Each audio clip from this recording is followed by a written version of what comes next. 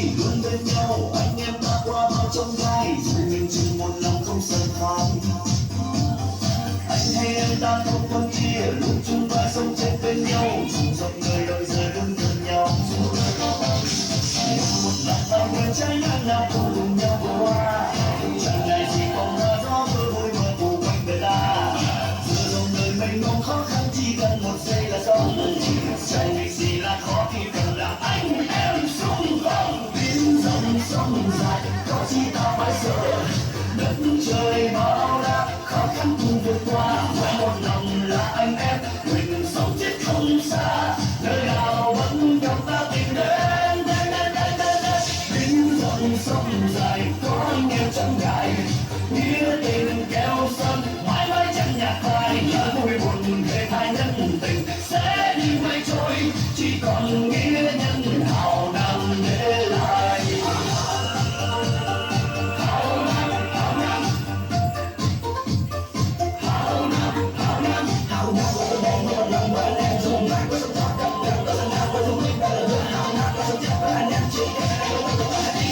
Chung tay luôn bên nhau, anh em ta qua bao trong gai, dù nhìn chung một lòng không dần phai. Anh hay em ta không phân chia, luôn chung tay sống chết bên nhau, dù dòng đời đôi rời luôn gần nhau.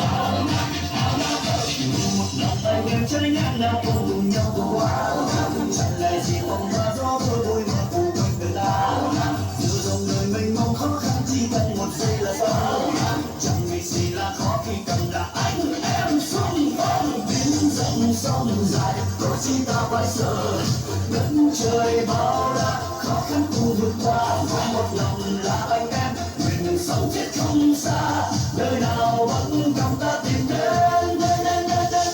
Biến dòng sông dài có anh em chẳng ngại, nghĩa tình keo sơn mãi mãi chẳng nhạt phai. Những vui buồn thề thai nhân tình sẽ như mây trôi, chỉ còn nghĩa nhân hào nam để lại.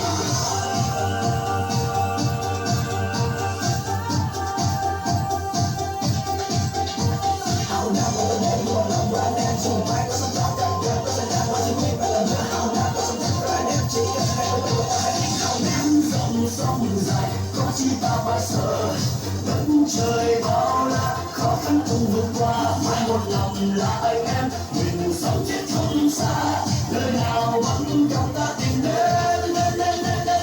Biến dòng sông dài có anh em chẳng ngại, nghĩa tình keo sơn mãi mãi chẳng nhạt phai. Những vui buồn thề thai nhân tình sẽ như mây trôi, chỉ còn nghĩa nhân hào nam để lại.